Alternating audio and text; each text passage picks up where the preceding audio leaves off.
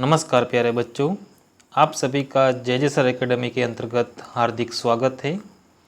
आज हम इस वीडियो के अंतर्गत जानेंगे कक्षा 7 भूगोल का जो चैप्टर है हमारी बदलती पृथ्वी और चेंजिंग अर्थ के बारे में महत्वपूर्ण प्रश्नों की आज हम चर्चा करेंगे, जो आपको आने वाले एग्ज़ाम में बहुत ही उपयोगी साबित होगी। तो आइए शुरुआत करते हैं इस अध्याय की महत्वपूर्ण प्रश्नोत्तरी। प्रश्न पहला है, कौन रेगिस्तान में कटाव और जमाव की प्रक्रिया का एक सक्रिय कारक है? ऑप्शन है बारिश, नदी, पर्वत या पवन। तो बिल्कुल आसान सा यहाँ पे सवाल है। रेगिस्तान की बात की गई है तो निश्चित रूप है वहाँ पे पवन के माध्यम से ही क्या होगा, जो बारी की जो रेत है वो क्या है, एक वहाँ पे लगातार उसका उड़ना, कटाव है, और दूसरी जगह पे उसका जमा होना, जो प्रक्रिया है वो निरंतर रहेगी। तो यहाँ पे जो सक्रिय कारक है वो आएगा पवन। ऑप्शन नंबर लास्ट सही है। नेक्स्ट प्रश्न नंबर 2, बर्फ़ की नदियाँ किस नाम से जानी जाती है ना? तो ऑप्शन दिए गए हैं ओक्सबो झील, हिमनद, डेल्टा या वितरिका। तो यहाँ पे जो बर्फ़ की नदियाँ है ना, जो पहाड़ी इलाकों में जहाँ पे तापमान काफ़ी कम रहता है, माइनस डिग्रियों में चला जाता है, तो वहाँ पे क्या रहता है, जो नदी का पानी है वो बर्फ़ से ढक जाता है, तो उसे कहा जाता है हिमनद के नाम से जाना जाता है। ऑप्शन नंबर सेकंड यहाँ पे राइट आंसर है। नेक्स्ट प्रश्न नंबर 3, चट्टानों पर समुद्री लहरों द्वारा बनी गुफाओं जैसी आकृतियों को क्या कहते हैं? ऑप्शन दिए गए हैं समुद्री मेहराब या पुल, सेकंड है समुद्री गुफाएं, थर्ड ढेर या फोर्थ चट्टान कहा जाता है। तो बिल्कुल से एकदम आसान है कि जो चट्टानों पर समुद्री लहरों द्वारा जो गुफाओं का जो निर्माण होता है उसे कहा जाता है समुद्री गुफा के नाम से जाना जाता है। क्या होता है कि मान लो कि जो ये पूरा उस टाइम पे कोई मान लो कि ये कोई पत्थर है ना, ये भाग ये पूरा दिया गया और यहाँ पे लगातार है, इस भाग के अंदर मान लो ये पानी है समुद्र का, तो जितनी लहरें लगातार यहाँ पे जो पत्थर के ऊपर टकराएगी, तो इस भाग जो वीकर सेक्शन रहेगा वहाँ पे क्या होगा बच्चों, एक प्रकार की गुफाओं का निर्माण होना शुरू हो जाएगा। तो इस प्रकार की जो पत्थरों के चट्टानों के अंदर जो गुफा का निर्माण होता है उसे समुद्री गुफाओं के नाम से जाना जाता है। आगे बढ़ते हैं नेक्स्ट प्रश्न नंबर 4 की तरफ।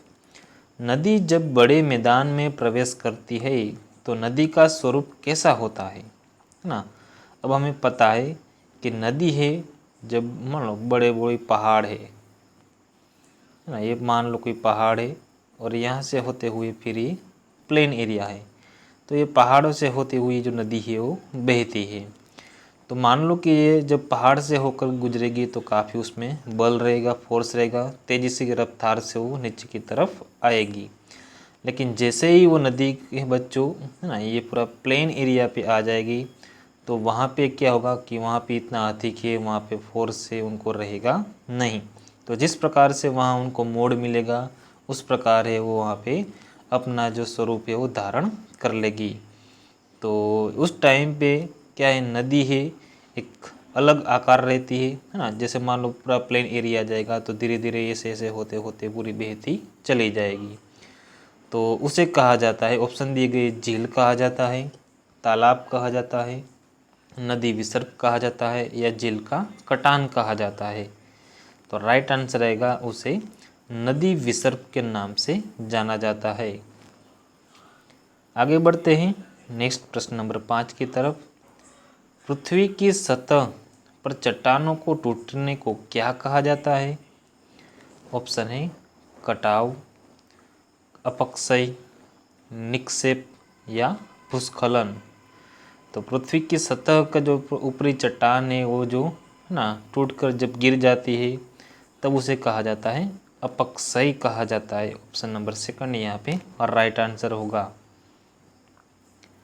नेक्स्ट प्रश्न नंबर 6, गुजरात में भुज में कब भूकंप आया था? तो ये हमने जब लेसन पढ़ रहे थे तो काफ़ी भूकंप के बारे में चर्चा की थी, और उनके भुज के अंदर जब आया था, अलग अलग जो न्यूज़पेपर के अंदर ना काफ़ी लोगों की जान गई थी, जो परेशानी झेलनी पड़ी थी, वो भी हमने चर्चा की थी। तो यहाँ पे वो दिन कौन से दिन आया था भूकंप, वो हमें बताना है। 25 मार्च 2001 को आया था, 1 फरवरी 2001 को आया था, या 26 जनवरी 2001 को आया था, या 10 जून 2002 को आया था। तो यहाँ पे जो राइट आंसर होगा कि गुजरात के अंदर जो भुज में भूकंप आया था वो आया था 26 जनवरी 2001 के दिन आया था। नेक्स्ट प्रश्न नंबर 7, तो यहाँ पे जो क्वेश्चन नंबर 7 है वो हमें थोड़ा करेक्ट करना है कि भूपटल की चर्चा की गई है। भूपटल यानी कि मान लो ना, ये जो जमीन का भाग है और ये आंतरिक भाग है ना, तो मान लो कि यहाँ से जो कोई मान लो कोई कंपन शुरू हुआ है, तो धीरे धीरे जो उनकी लेयर है, जो ऊपरी हिस्सा है ना, सतह है, भू सतह, यानी उसे भूपटल कहा जाता है। तो यहाँ पहुँचेगी तो इस भाग को कंपन पृथ्वी के ऊपरी भाग के अंदर आएगा, तो उसे कहा जाएगा यहाँ पे अधिकेंद्र के नाम से जाना जाएगा। तो यहाँ पे राइट आंसर होगा ऑप्शन नंबर 3 वाला, अभिकेंद्र। उद्गम केंद्र कहाँ पे कहा जाएगा बच्चों? तो जो पृथ्वी के आंतरिक भाग में जहाँ से कंपन शुरू हुई है उसे कहा जाएगा उद्गम केंद्र। आगे बढ़ते हैं नेक्स्ट प्रश्न नंबर 8 की तरफ। भूप्रपट्टी पर खुला एक ऐसा छिद्र जिससे पिघले पदार्थ अचानक बाहर निकलते हैं, इसे किस नाम से जानते हैं? तो ऑप्शन दिए गए हैं, दरारें कहा जाता है, ज्वालामुखी कहा जाता है, या छिद्र कहा जाता है, या बिल के नाम से जाना जाता है। तो राइट आंसर आएगा तो उसे ज्वालामुखी के नाम से जाना जाता है। जो अंदर का जितना भी मैग्मा है, गर्मी है, वो इस ज्वालामुखी के द्वारा बाहर निकलती है। नेक्स्ट प्रश्न नंबर 9, पृथ्वी के आंतरिक भाग में घटित होने वाले बल को क्या कहा जाता है? जो पृथ्वी के आंतरिक भाग के हिस्से की बात की गई है, ऑप्शन दिए गए हैं, बहिर्जनित बल, अंतर्जनित बल, पटल विरूपण बल, या आकस्मिक बल। तो राइट आंसर रहेगा पृथ्वी के आंतरिक भाग में जो बल लगता है उसे कहा जाता है अंतर्जनित बल, ऑप्शन नंबर 2, जिसे कहा जाता है एंडोजेनिक फोर्स के नाम से भी जाना जाता है। नेक्स्ट प्रश्न नंबर 10, कौन स्थल मंडलीय प्लेट की विशेषता नहीं है, वो हमें ध्यान रखना है। पहला दिया गया है कि ये प्लेट हमेशा धीमी गति से चारों तरफ घूमती रहती है। तो ये चारों तरफ क्या है? धीमी गति चारों तरफ तो नहीं घूमती है। सेकंड, ये प्लेट प्रत्येक वर्ष कुछ मिलीमीटर घूमती है। जी बिल्कुल सही है। थर्ड, ये प्लेट है ना पिघले मैग्मा में गति के कारण घूमती है। तो ये तो मैग्मा के कारण तो ये घूम नहीं सकती है, ये पॉसिबल नहीं है। नेक्स्ट, ये प्लेट हमेशा तीव्र गति से चारों तरफ घूमती रहती है, लेकिन ये तीव्र गति से चारों तरफ घूमती नहीं है।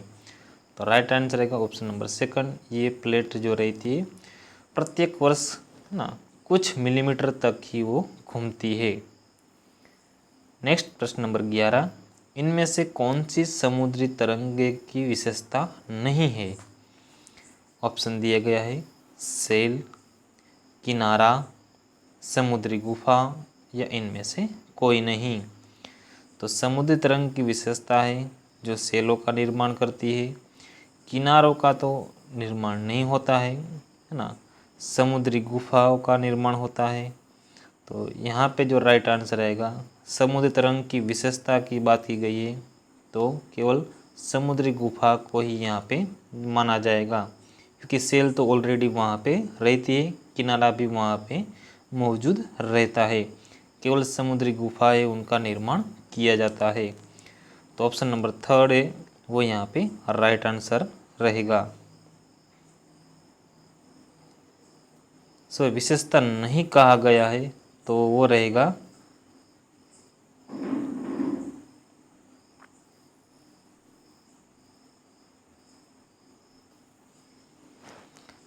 नेक्स्ट प्रश्न नंबर 11, इनमें से कौन सी समुद्री तरंग की विशेषता नहीं है?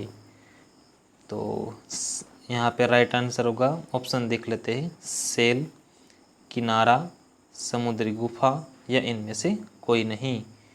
तो समुद्री तरंग की जो विशेषता नहीं है वो है किनारा। नेक्स्ट प्रश्न नंबर 12, हिमनद की निक्षेपण विशेषता क्या है? तो हिमनद की निक्षेपण जो विशेषता है ऑप्शन है बाढ़ग्रस्त मैदान, पुलिन, हिमोड या उपरोक्त सभी। तो हिमनद के अंदर जो आंतरिक भाग के अंदर है ना लगातार है वहाँ पे मिट्टी एवं गोलास में जो छोटे मोटे पत्थर है वो अपर्दन वहाँ पे लगातार बना रहता है, गर्तों का निर्माण वहाँ पे होता है। तो इस प्रकार है क्या है वहाँ पे जो भी निक्षेप किया जाता है उनकी वजह से हिमनद हिमोड का निर्माण वहाँ पे किया जाता है। तो यहाँ पे राइट आंसर होगा ऑप्शन नंबर थर्ड, हिमोड। नेक्स्ट प्रश्न नंबर 13, छत्रक सेल कहाँ पाई जाती है? तो ऑप्शन है रेगिस्तान में, नदी घाटी में, हिमनद में या इनमें से कोई नहीं। तो छत्रक सेलें मुख्यतः रेगिस्तान के भाग के अंदर पाई जाती है। नेक्स्ट प्रश्न नंबर 14, चाप झील कहाँ पाई जाती है? ऑप्शन दिए गए हिमनद के अंदर, नदी घाटी में, रेगिस्तान में या समुद्र में। तो चाप झील का जो निर्माण है वो नदी घाटी के भाग के अंदर देखने को मिलता है। तो जब भी है ना अलग अलग मान लो कि प्लेन एरिया है ना, मैदानी भाग में जब नदी आएगी तो इस प्रकार से आकारों का निर्माण किया जाएगा। तो मान लो कि कभी कभार ये इस प्रकार से भी आ सकती है, लेकिन मान लो कि आने वाले समय में पानी का जो बहाव है कम हो गया तो नदी है इधर से ही मोड़ ले लेगी और इस प्रकार से जो ये आकार है क्या है वहीं खाली बचकर रह जाएगा, जिसे उस भाग के अंदर जब पानी बहता है तो उसे चाप झील के नाम से जाना जाता है। नेक्स्ट प्रश्न नंबर 15, पृथ्वी की आकस्मिक गतियों के कारण कौन सी घटना होती है? ऑप्शन दिए गए ज्वालामुखी, बाढ़, सूखा या उपरोक्त सभी। तो पृथ्वी की जो आकस्मिक गतियों के कारण जो घटना होती है उसे ज्वालामुखी के नाम से जाना जाता है। नेक्स्ट प्रश्न नंबर 16, नदी जब मैदानी भाग में प्रवेश करती है तब मोड़दार मार्ग बहने लगती है। बिल्कुल सही। नदी के इन बड़े मोड़ों को क्या कहते हैं? तो ये जितने सारे अलग अलग जो आकार के रूप में ना इस प्रकार से जब मोड़ का निर्माण होता है तो इसे क्या कहा जाता है? तो इसे विसर्प कहा जाता है। तो यहाँ पे ऑप्शन नंबर जो फर्स्ट है वो राइट आंसर है। नेक्स्ट प्रश्न नंबर 17, जब नदी घुमावदार मार्गों में प्रवाहित होती है तो यह मोड़ बनाती है, यह मोड़ किस आकार के होते हैं? तो मान लो कि इस प्रकार के जो मोड़ों का निर्माण किया जाता है तो ये जो कहा जाता है वो एस आकार का जो वहाँ पे रूप है वो धारण करती है। तो आप देख सकते हो तो यहाँ पे एस जो आकार है बनता है। तो यहाँ पे राइट आंसर होगा option number second, S. Next प्रश्न नंबर 18, नदी के समुद्र तक पहुंचने से पहले अनेक धाराओं में विभाजित होती है ना। मान लो कि ये जो पानी की बड़ी जल राशि ना ये पूरा समुद्र है, तो इस भाग से होते हुए ये नदी है यहाँ पर बहती होती हुई यहाँ पे आती है। तो जितना भी यहाँ पे क्या है अलग अलग वहाँ पे जो भी मिट्टी होगी वो यहाँ पे जमा करेगी।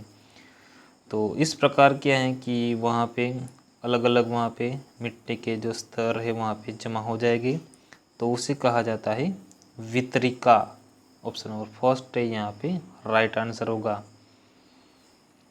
नेक्स्ट प्रश्न नंबर 19, निम्नलिखित में से कौन सी तटीय स्थलाकृतियाँ समुद्री तरंगों के द्वारा बनाई जाती है?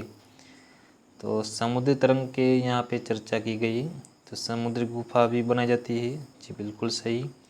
तटीय मेहराब का भी निर्माण होता है, बिल्कुल सही।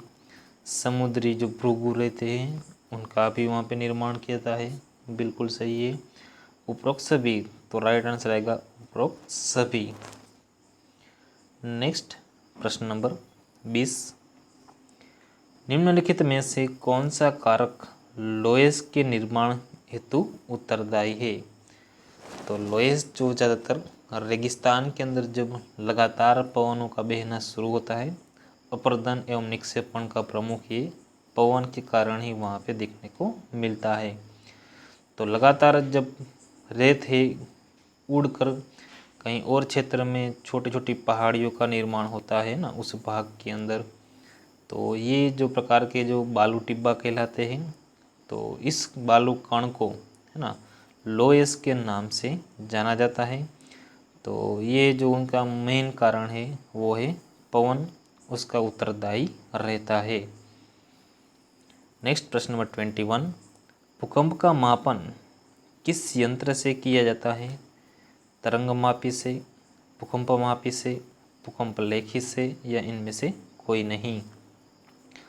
भूकंप का मापन जो यंत्र है उसे भूकंप लेखी के नाम से जाना जाता है, और भूकंप की तरंगे है जो रिक्टर स्केल के अंतर्गत नापा जाता है कि कितनी तीव्रता वाला भूकंप आया है।